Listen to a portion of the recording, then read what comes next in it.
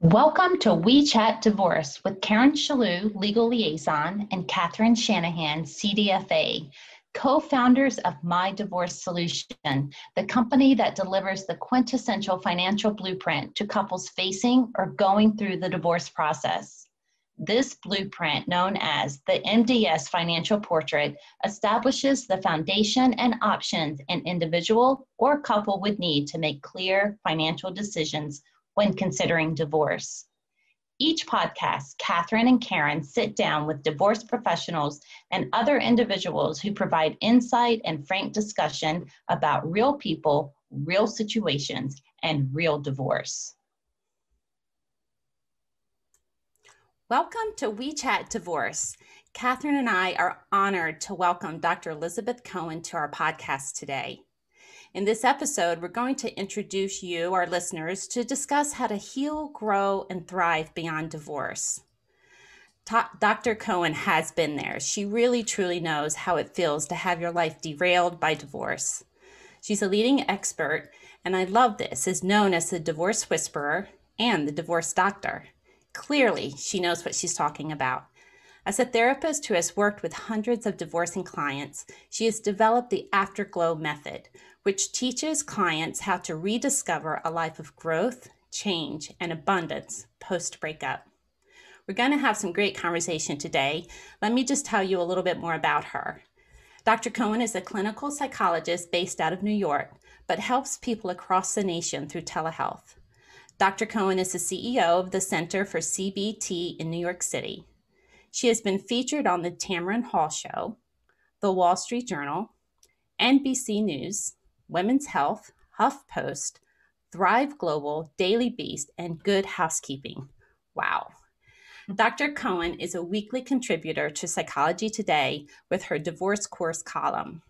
She's the CEO and founder of the online divorce course and membership Afterglow, The Light at the Other Side of Divorce. And we're going to talk about that during our program today because Dr. Cohen's new book, Light on the Other Side of Divorce, Discovering the New You, will be published soon, April 2021, just a week or so away. Congratulations, Dr. Cohen, and thanks so much for being here. Thanks so much. I'm so happy to be with both of you and to be with your audience. I'm exhausted listening to that intro. How do you do it? And I also wish our listeners were on our conversation before. I will say you're just a joy to talk to already, and we haven't even begun. So this will be a great conversation. It's fun for everyone to listen to. Yeah, I'm really excited. Yeah, so your book is patterned after your Afterglow program, from what I can see, right? Talk to us a little bit about that. Yeah, it is. And actually, Catherine, when you say like, oh my gosh, you're so tired with reading what I'm doing. I mean, I have to say, me too. Hearing that, I felt a little tired. But I have to say, I wrote the book and I created the online program for the people who were going through what I went through. When I was going through a divorce 11 years ago, I was one night, finally put my young kids to bed. I don't even know if I had showered that day. I opened my laptop in bed and looked and Googled divorce recovery program. And I really couldn't find anything. And that was a moment where I didn't realize this until later, that it actually sent me a message that it's kind of shameful to get divorced. Like we don't offer suggestions of how to move through because you're not going to. That was like the implicit message that I got. And I wanted to create the program, the online program, to reach people and to create the book so that no one ever had to feel like they had to piece together a program the way I did. And I have the privilege of having the education that I knew where to look, but most people don't. And you're dealing with finances, you're dealing with lawyers. So I wanted it a comprehensive program for people. And there's two modalities, right? You can read it in the book and you can work with the worksheets in the book, or you can have more interaction with me through the videos and through the online community online. So it's really for wherever you are, I want this information to be accessible. Not everyone going through a divorce can afford therapy, can find the time for therapy. So I really wanted to make it, as I said, accessible for everybody.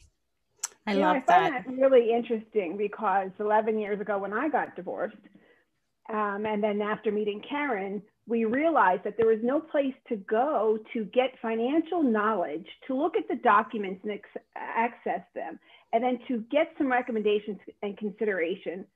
unless you went through this whole legal battle somehow, like where do you go? Like, because I had the gift of having a financial background, I was able to piece it all together and put it all together.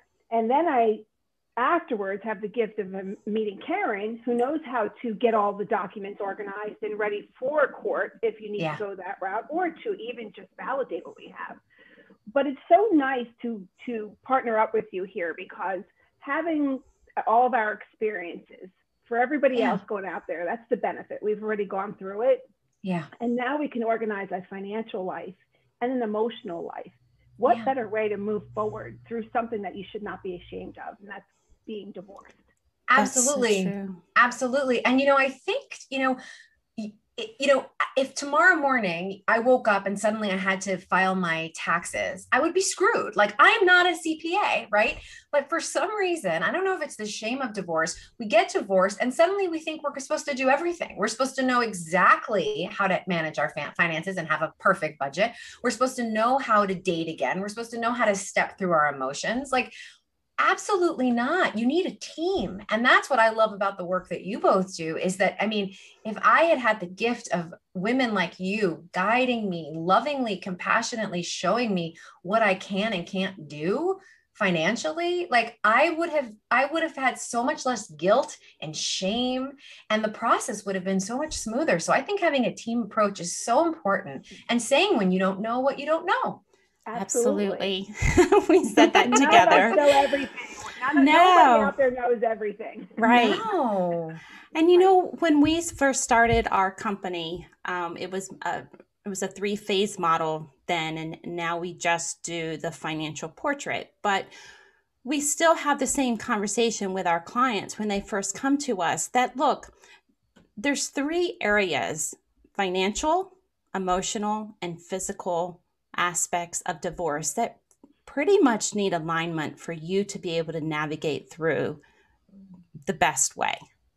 So having those 3 areas in alignment really does help. And so, you may be more supported in one area than another, but finding the resources you need to bring the balance to all 3, I think, is so important.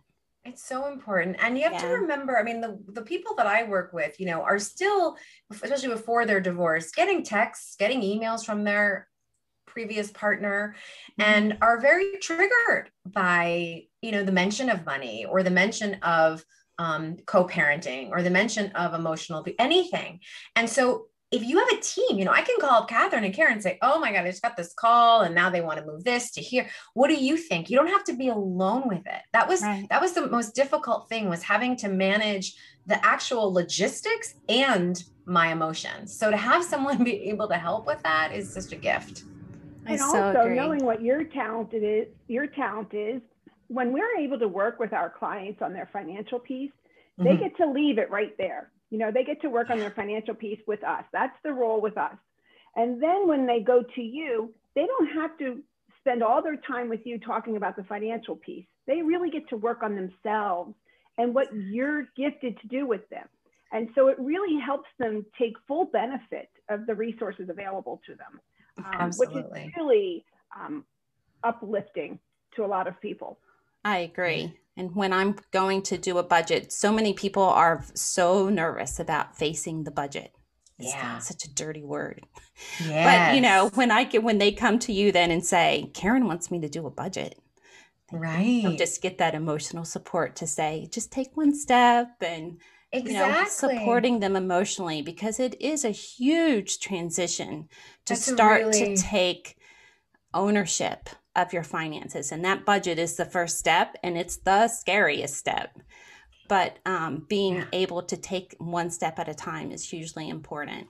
Yeah. And, I think also, Karen and Catherine, I think that one of the things that I can really help people look at also is what is coming up when you have the fear of budgeting, because everyone's fear is different. Maybe in my family, when I had to do it, I had a parent who was a gambler. So that was a whole history that I had to work through, that I couldn't, that I think I have brought to many accountants and many financial planners, that they don't know what to do with me because I'm so emotional, right? That was something for my therapist. And so everyone has a reason why, a different like flavor of their anxiety to budgeting. And so if you're working with someone like me, right, we can really tease it apart and understand it and heal that part so you can show up fully for both of you in your work. Well, you know, that really speaks so loudly about a lifestyle analysis, because we don't only just do a budget, we do a lifestyle analysis. Because if you're a wealthy person and you've been a stay-at-home mom and you've just been living with a credit card and you really haven't been in charge of the marital estate at all, you don't really know how to transform your lifestyle into a budget.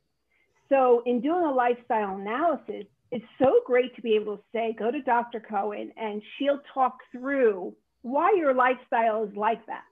Because even myself, you know, I used to buy things just to buy things that I was missing in my marriage, right? And then of course you have the buyer's remorse later. And it was nice I was able to buy those things. And, you know, I thought that our marriage was all about that. We finally got to a point that I could do that, but the loneliness was still there. But us as financials can't work through that loneliness piece. You know, we may have to tell you that your lifestyle is going to change. It may go for the better, it may go for the worse, it may stay indifferent, but then to send them to you to work on why those needs are there. And it's such a really powerful piece for somebody to take control of themselves again. I agree. And I just thought of something, which is I have a chapter in the book called Living Life by Design, Not by Default. And I'm thinking that if you're doing this, let's say you do this lifestyle plan with them and they realize that they have to shift things, like then they come to me and we really talk about the lifestyle, life by design, not by default is all about what do you really want and what do you really need, right? And small things like, do you want a space where you have candles? Do you want to paint the wall blue or pink? Like I had no idea when I first got divorced. I don't know if this was your experience, neither, what I wanted or what I liked, right? That was a process. So they can take what you have and the numbers and what they can actually afford. And then we can talk about, ooh, what do you want to do with that? What feels right? What lights you up? I know for me, that was one of the most, hardest and exciting part of divorce. But for me, it was, I wanted a bedroom. I wanted my master bedroom to be all warm and cozy. And I walked in and I set a goal, you know, so when I got divorced when I was 44, or I started 45, and at 50, I said, when I turn 50, I want my dream bedroom. I just wanted to look, I had a chandelier, I saved for that. And that was so rewarding to me to be able to take the pictures of that room. And I love my room every day that I walk into it. You know, I just feel so at peace there. Anyone that comes to my home loves my bedroom and my master bathroom. And now that I'm remarried, my husband even likes it because I did it in the grays and the neutrals. So it's so acceptable on both levels. But it's so true to add that into your, you know, future. And it's something really to look forward to and then to talk through. You know, I think I didn't know you then, Elizabeth, because we would have been on the phone all the time.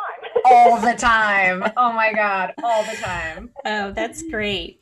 Well, let's highlight a couple of more chapters in your book. I love the one, Divorce is Not So Bad, Attacking Assumptions About Divorce.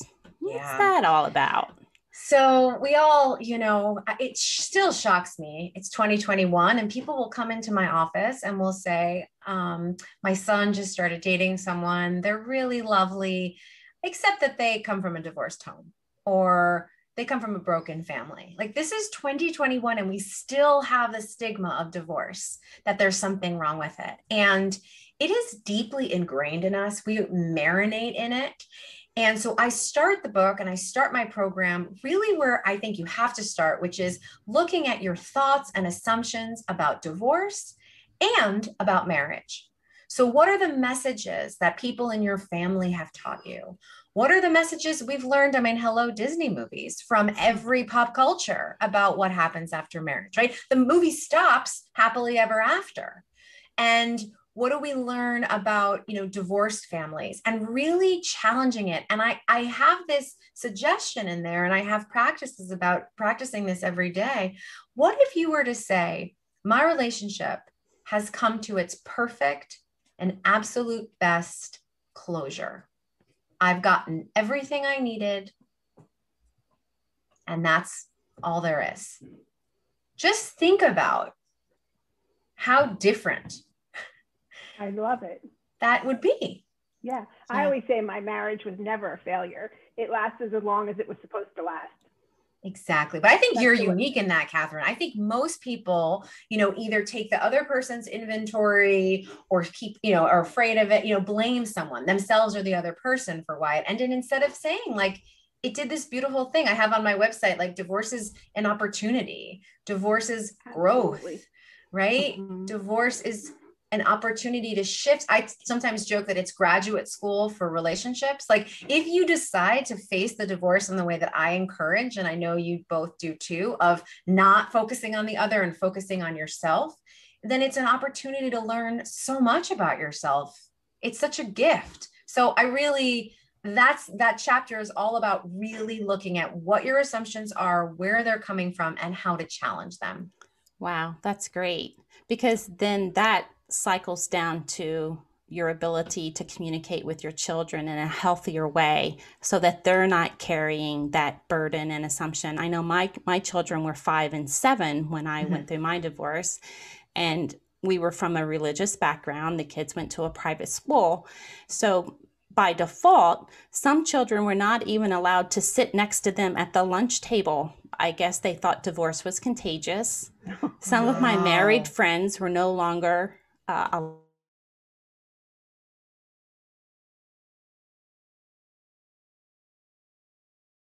So I think in a lot of settings, that is some people's experience and some children's experience. And then, so to your point of kind of reframing that for yourself and your family allows a more healthier journey through the process. So Absolutely. I love that. Absolutely. And I recommend that people really write down 3 things they gained from their divorce. Like, for example, a small example I give in the book is, I was able to watch whatever TV show I wanted in bed. Like, again, not a huge thing, but that was a little gain I got. Huge. That's huge, right? It's huge. Like It Catherine, is huge. right? Catherine got the bedroom she wanted, right? Like that's what she got. And for me, if I had the gift and opportunity to work with you both, I would have thought, oh my God, my divorce allowed me to get clear on my money. What a gift. I would have just stayed over. To be clear and supported. And so I think you're absolutely right about really watching the words we use around our children and around other people. Most people, we set the tone when we talk to people. So when people started asking me about, how I was doing with my divorce, I would always use a positive word. Like very often people say, I'm so sorry. And I'd say, oh, no, please say congratulations. I'm very happy. Did you say that too? Yeah. Right. Like, please. And sorry that I'm finally finding some happiness. Don't be sorry for me. Exactly. And I thought that was a way to change, kind of slowly, one person at a time, change the stigma. And I had this experience where I had people said one of two things to me. Oh my gosh, I'm so sorry. Or how did you do it? And I realized, as a therapist, we call it projection. Like everyone just responds based on their own stuff. It has nothing to do with me. So just know that you can totally set the tone when people will come to you and ask you about it. Think about the words you use. And think about the words you use when you're talking to somebody going through this. Mm-hmm. It doesn't have to be, you should get him or you should get her for everything that she's got, or, oh my God, tell me what went wrong, or, oh my God, are they cheating, or who are they cheating with, or where are they going? Immediately when you're approaching somebody who's gone through divorce, you want to hear these dramatic stories. Yeah. It really shouldn't be about that. Really try to change the dialogue that you're setting off to people going through the process. That would be so rewarding. Everybody says, what can we do for my friend who's going through this? Or what can I do for my sister? How about changing the way that you speak to them? Yes. And don't look at others going through divorce when they're sitting at the bar. Oh, here she is, a divorcee looking to pick somebody up. No, maybe she's going to have a drink by herself, just wants to get out of the house, Yeah. Because they don't say that to men. They just say, there he is at the bar. If a woman's sitting there, it's almost like taboo. She's not allowed to be there by herself. Really good point. Change the way that we look at other women going through the process. It would be really helpful to the divorcee to help them feel not shamed or not frowned upon, actually. Yeah, I think that's such a good point. And I think if we shift, I tell this story in the book about sitting in the playground, and one of the parents from my kid's school said, "Oh, we don't see your ex-husband a lot. What's this deal with him?" And I went into this whole, I just told like every terrible, terrible story. And as I was telling it, I felt like vindicated, and their jaws were dropped. They couldn't believe it because there were some really intense stories. And after I walked away, I'll tell you both, I felt like crap. I felt terrible. And in that moment, I said, I can't keep doing this. I can't define my divorce on his bad behavior. I could have a lot of stories, but that is not going to help me. So that was the moment when I said, I'm the one who ended up here. How did I get here? Let me focus on me. The only person I can control is me. And that's really where I thought of it as like we call post-traumatic growth versus post-traumatic stress.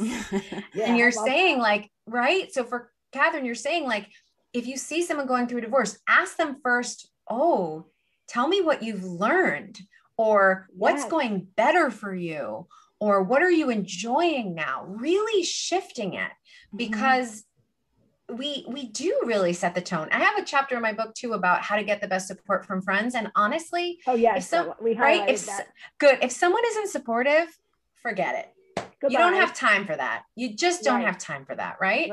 Right. Gosh, and that's okay. Totally okay. You said a couple of things I really want to comment on. My gosh, I could talk to you forever. We have such a parallel story for one. No, and I love what you suggested about people really watching the words when they support their friend, and about sitting at the bar. You're so right. It's so gendered. Crazy. So, you talked about post-traumatic growth. Yes. Right. And Karen and I say this all the time, and we talk about possibilities. I always said through my divorce, there's endless possibilities out there. Right. But what we get to see from what we're doing is individuals, and typically it's the women, I have to say still, that are redefining their stories with money. So first they come apologizing. Oh my gosh, I'm so embarrassed. I didn't take control of our finances. I feel like such a failure. My husband did all this work. I don't understand anything. I feel so stupid. And none of those are the cases. Women are very savvy. They just weren't given the opportunity to play that role in their marriage.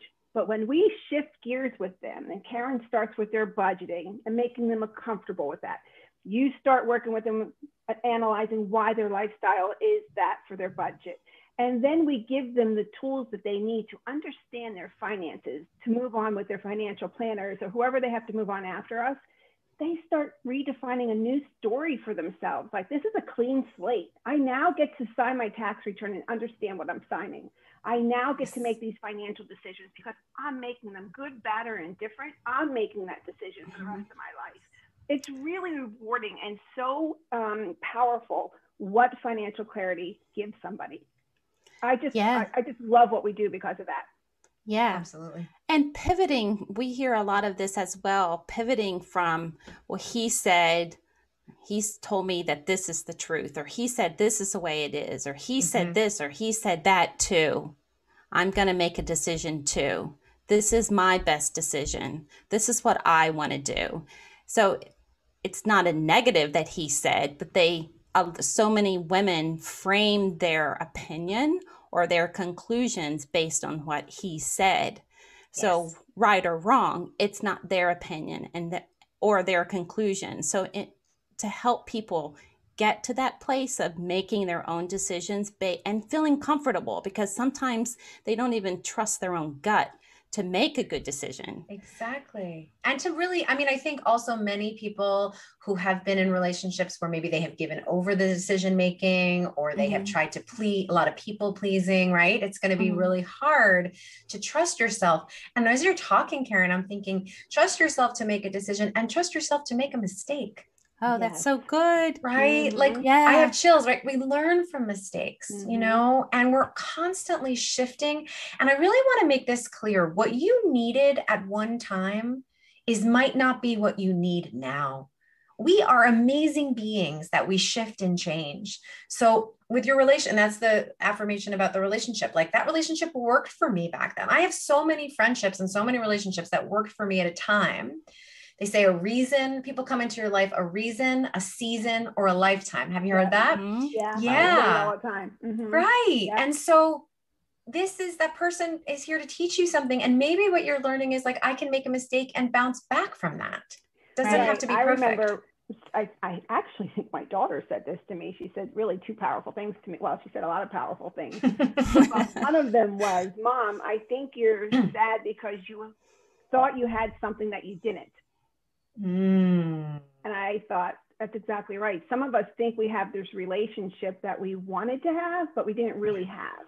And so that's where a lot of the guilt comes, or the regret or what have you. But another thing I want to ask you, how do you handle this with your clients? Because another dialogue that I think the outsider says to the person going through divorce is, your spouse was an idiot. Just get over it. You should be so happy. Move on. Why are you crying? This is ridiculous. Move on with your life. Everybody has to move at their own pace, right? It was 2.5 years until I truly healed and was ready to love again. So everybody's different. Everyone moves at their own pace. And how do you work with your clients to say, hey, let's just take this one step at a time. Don't listen to all the others out there who love you, but maybe guiding you on a path you're not ready for. Yeah. So in the chapter called Friends or Foes, about how to get the best support, I talk about a taxonomy of 4 different types of people in your life. And I have an exercise where you really kind of list all the people in your life and figure out what category they're in, and they can be one of many. So the first category is what we call a cheerleader. This is your person who, no matter what you do, is like, you're amazing. You're like, oh my God, I got a flat tire and hit this other car. They're like, oh my gosh, you're such a good problem solver. You already have the tow truck there, right? Like they just always upride you, is how I think of it. Then there's the confidants. Those people you can talk to in all hours of the night. I feel like you could be both of these for me, and just talk and talk and talk, and they'll listen and they'll support you. But then there are people who are what I call way showers. So in writing the book, I'm one of those. Catherine and Karen, with your experience, we're people who've gone through what you've gone through, and we can show you the way. We might not be the people you're calling every night. We might not be your cheerleaders, right? Or your confidants, but we've shown you the way, and you want to learn from us. And then the other one, I like to think of them as like the fairies. They're the ones who kind of network you. So you're sitting on the train, at least when we used to take train, and you just start chatting with someone, and they tell you about a new condo complex that's coming up and you're looking for a place. Or someone who mentions, a fun dating site and how they had coaching around it. Like those are people who you just meet for the network. And I bring these up. These are the 4 supports. We'll get to the next one, because at least for me, I at times wanted everyone to be all of those. And I got them really confused. And the more you know who you can go to for what, the better you are. And the last group are what I call the naysayers. And we all have them. And there's some things in psychology, I think it's the confirmation bias, where I did this. We go to the naysayers, even though we know what they're going to say, to try. I think if we convince them, then we run, right?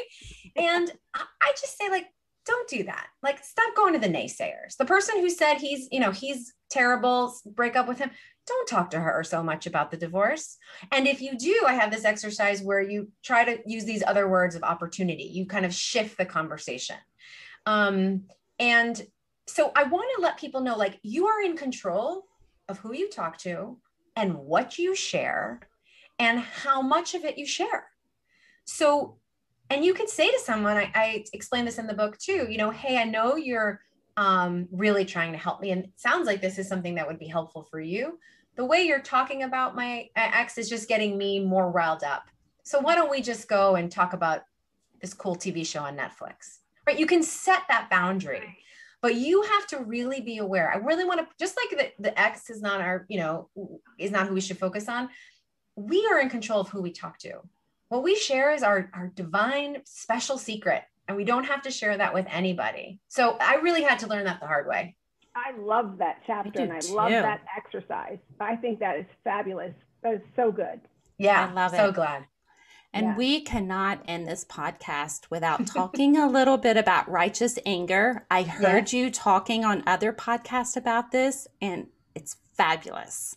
Yeah. Can you please touch on that? Of course, everyone loves to talk about this. I love to talk about it too. In the book I wrote, I like get giddy when I think about it because it's an emotion that we've just been told, especially for women, to disavow completely.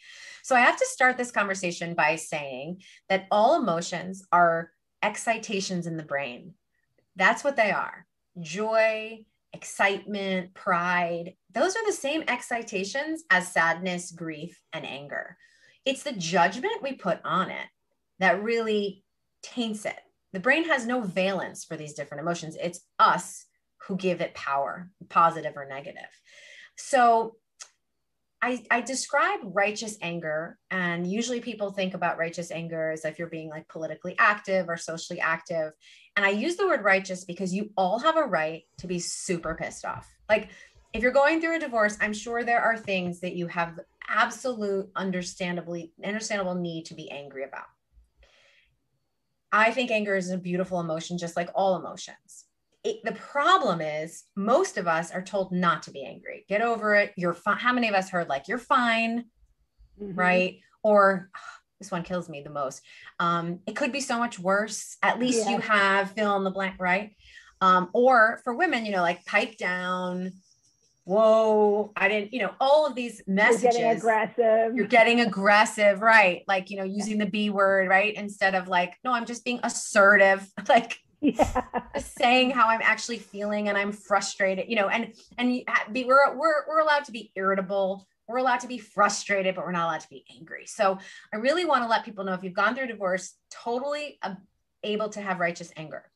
Problem is we push it down and it comes out sideways. So we snap at our kids, we snap when, you know, we have road rage, you know, it comes out in a different way at our lawyer, at our financial planner, right? It comes out other ways.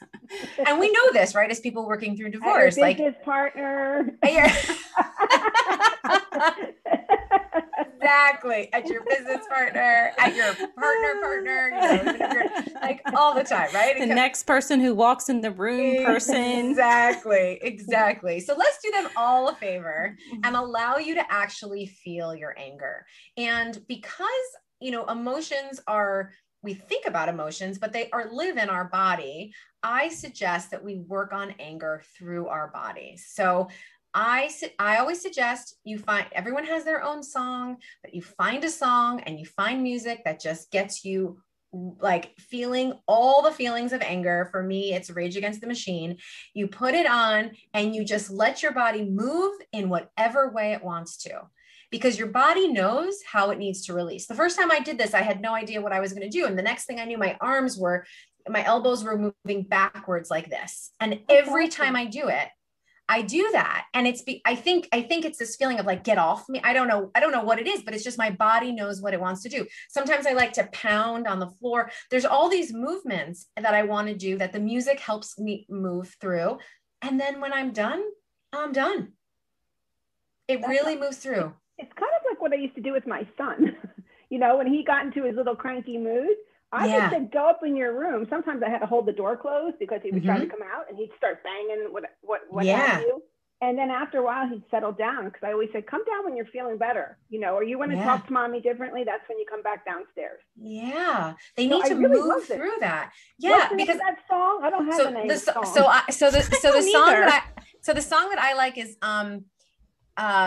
it's called Killing in the Name of. It's called Killing in the Name of. And it just goes like, and like I bang my head. Like, it's just the most amazing thing. I've not on anything, but in the air. It's interesting because I have a teenager, and I was driving in the car with her the other day, and she put on a song she liked, and she started doing this thing with her head. And I thought, yeah, I know, like you need to move all of it. And being a teenage girl, it's like the rage is like constant, you know.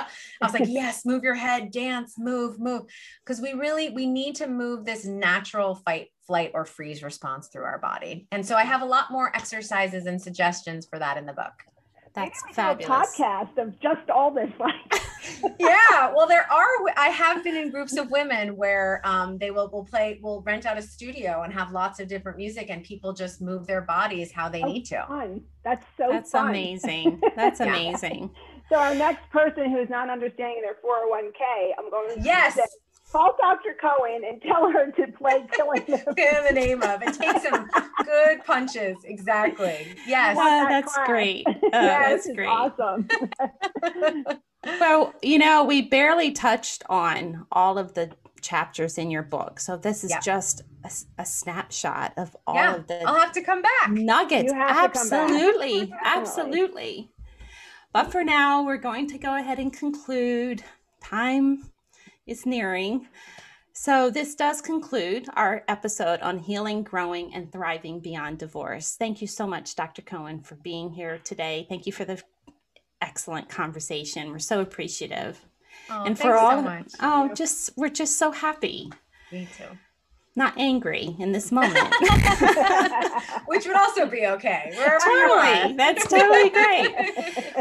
So for those of you who are listening, this podcast will have already aired by the time your book comes out. So you can get your book on her website, www.drelizabethcohen.com/book. You can order it on Amazon. It will already have been out a month by now. But until then, congratulations to you. Thank you. And thank you for the wonderful resources you provide to people who really need you. Thank you. Thank you. And thanks for what you provide to people too. It's such a gift. And thanks for having me. Thank you.